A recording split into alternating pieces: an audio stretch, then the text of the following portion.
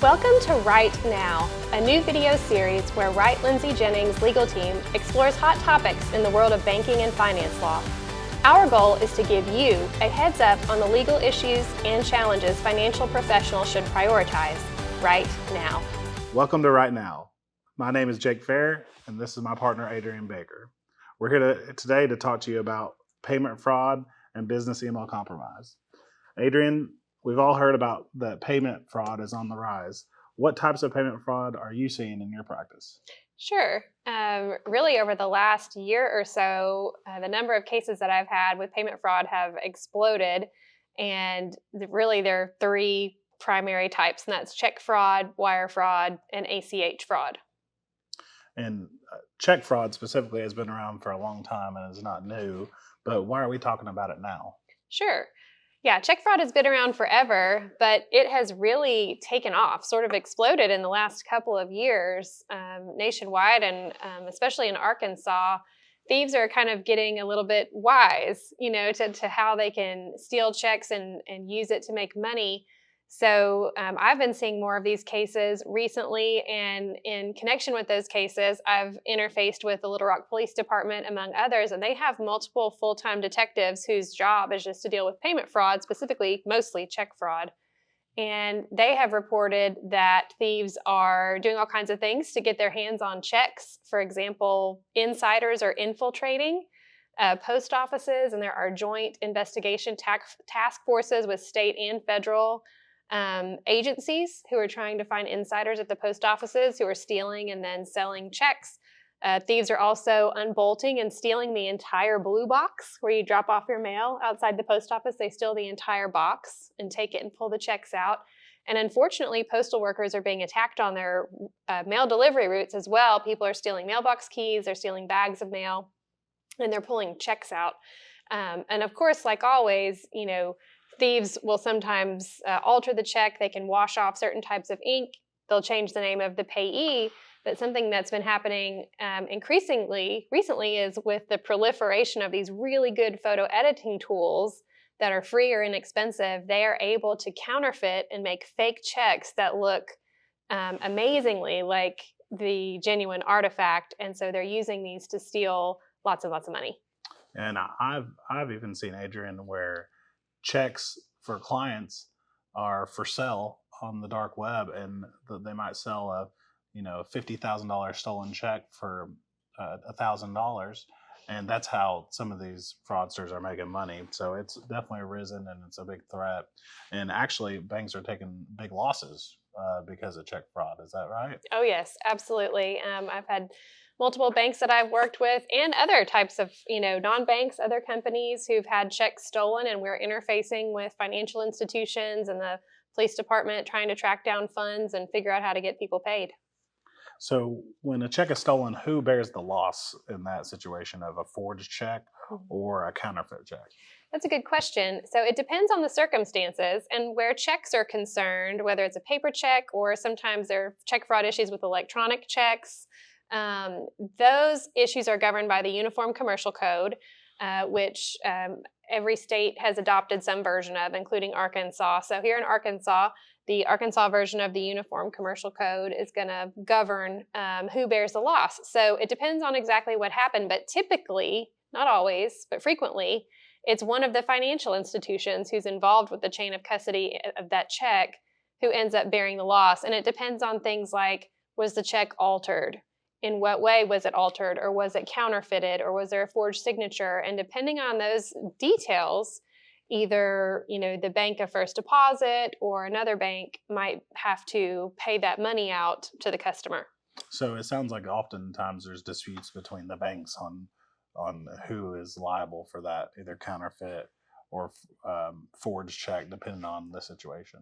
Absolutely. There can be disputes between banks. I've helped banks deal with disputes with other banks where we're trying to figure out which bank is on the hook, as well as disputes with customers where customers say, hey, this was not an authorized item that got paid from my account. I want my money back. And then, you have things like, well, let's look at the bank's terms and conditions and see, did the customer provide notice as quickly as they were supposed to, and things of that nature. So we see, of course, disputes between banks and also between banks and customers about who needs to bear the loss. You mentioned wire fraud and ACH fraud too. Does it work the same from a law standpoint on those as well? It does not. It does not. Those are very different animals. For wire fraud specifically, there's a different section of the Uniform Commercial Code that informs those decisions about who bears the loss.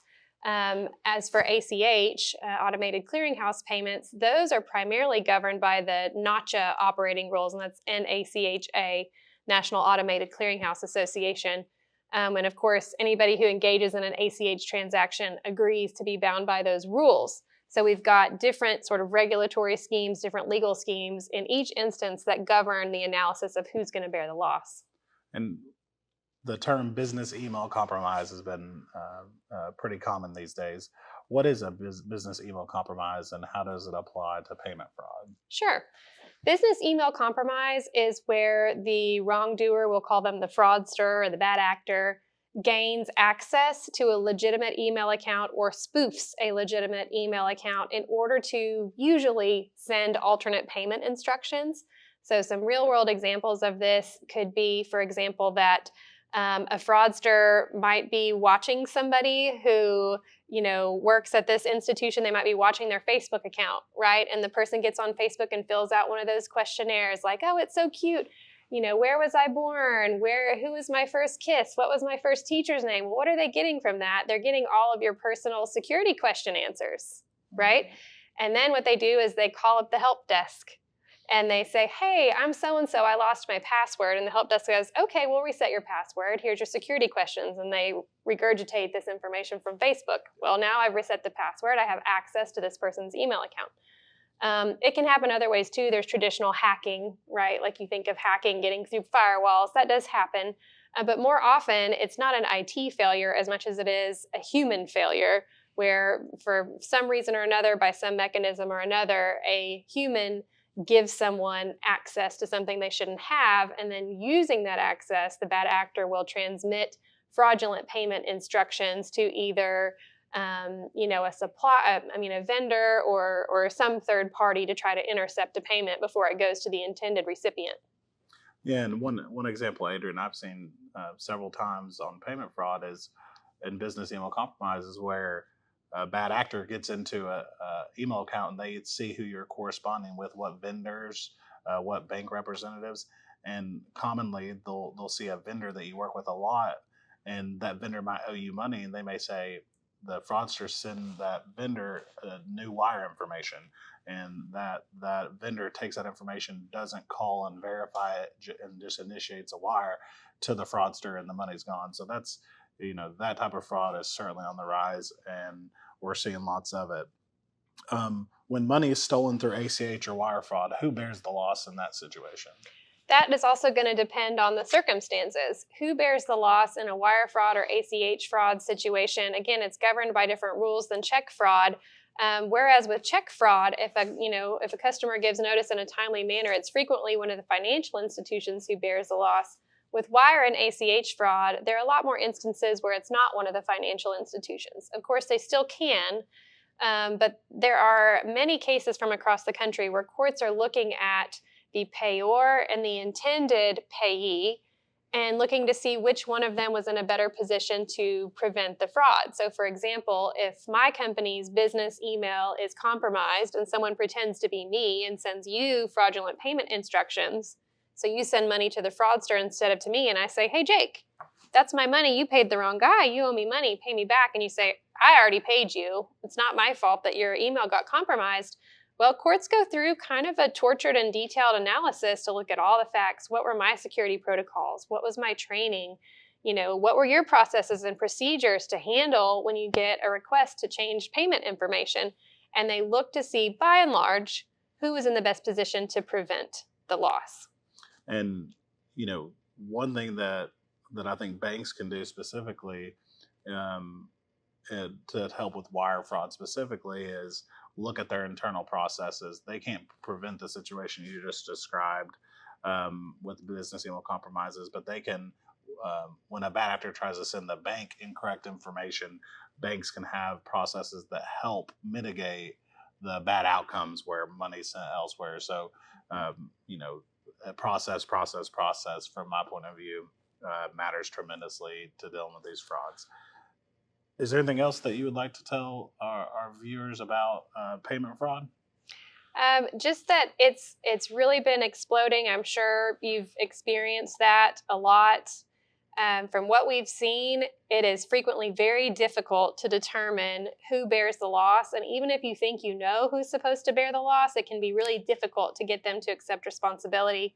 Historically, in our experience, most banks were pretty good citizens about it. And if it looked like the loss is on me this time, I'll go ahead and pay you because I know next time maybe it's going to be on you and you're going to pay me.